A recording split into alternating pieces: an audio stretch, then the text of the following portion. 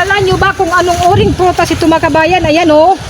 Malapit na siyang mahinog mga kabayan kasi nagkulay orange na. Ayan oh mga kabayan. Ito mga kabayan oh, sobrang laki. Ito oh mga kabayan, malapit na pati ito mahinog. Medyo may katigasan ang tungguhan mga kabayan. Gutgutin natin itong itak na putol. Yan, mayroon na siyang, ayan, magahi. Matibay pala mga kabayan ang tungguhan nitong prutas na to. Ayan siya mga kabayan oh, tingnan nyo mga kabayan. Ang ganda magpipitas pa tayo mga kabayan. Wow, napakaganda mga kabayan oh.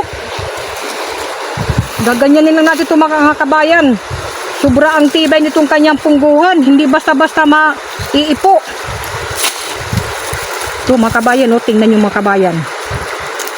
Napakasarap nito mga kabayan. Mayroong siyang mayroong kinakain pala ito ng hayop mga kabayan. Pero hindi ito tagos. Kung kilala nyo ba itong prutas na ito mga kabayan, ayan napakaganda niya mga kabayan Ayan orange na orange. Napakatamis nito mga kabayan kapag hinog na siya mga kabayan. Para itong atis mga kabayan.